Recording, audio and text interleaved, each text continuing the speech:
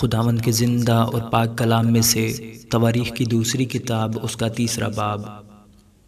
اور سلیمان یروشلم میں کوہ موریہ پر، جہاں اس کے باپ داؤد نے رویت دیکھی، اس جگہ جسے داؤد نے تیاری کر کے مقرر کیا، یعنی ارنان یبوسی کے کھلیان میں خداوند کا گھر بنانے لگا۔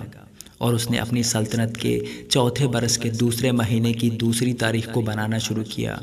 اور جو بنیاد سلیمان نے خدا کے گھر کی تعمیر کے لیے ڈالی وہ یہ ہے: اس کا طول ہاتھوں کے حساب سے پہلے ناپ کے موافق 60 ہاتھ اور عرض 20 ہاتھ تھا، اور گھر کے سامنے کے اثارے کی لمبائی گھر کی چوڑائی کے مطابق 20 ہاتھ اور اونچائی 120 ہاتھ تھی۔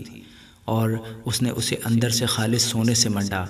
اور اس نے بڑے گھر کی چھت صنوبر کے تختوں سے پٹوائی، جن پر چوکھا سونا منڈا تھا، اور اس کے اوپر کھجور کے درخت اور زنجیریں بنائیں۔ اور خوبصورتی کے لیے اس نے اس گھر کو بیش قیمت جواہر سے آراستہ کیا، اور سونا پروائم کا سونا تھا۔ اور اس نے گھر کو، یعنی اس کے شہتیروں، چوکھٹوں، دیواروں اور کیواڑوں کو سونے سے منڈا، اور دیواروں پر کروبیوں کی صورت کو نندہ کی۔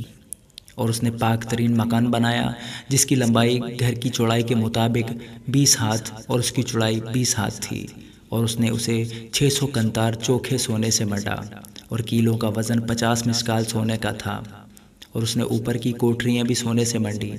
اور اس نے پاک ترین مکان میں 2 کروبیوں کو تراش کر بنایا، اور انہوں نے ان کو سونے سے منڈا۔ اور کروبیوں کے بازو 20 ہاتھ لمبے تھے، ایک کروبی کا ایک بازو 5 ہاتھ کا گھر کی دیوار تک پہنچا ہوا، اور دوسرا بازو بھی 5 ہاتھ کا دوسرے کروبی کے بازو تک پہنچا ہوا تھا۔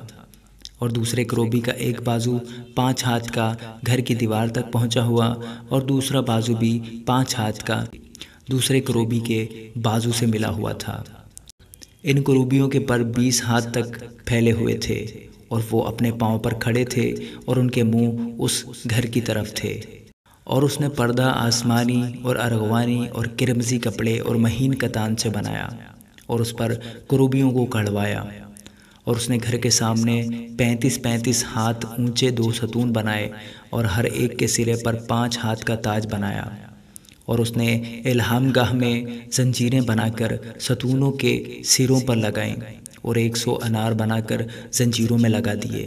اور اس نے ہیکل کے آگے ان ستونوں کو، ایک کو دہنی اور دوسرے کو بائیں طرف کھڑا کیا، اور جو دہنے تھا اس کا نام یاکین، اور جو بائیں تھا اس کا نام بوعز رکھا۔ آمین۔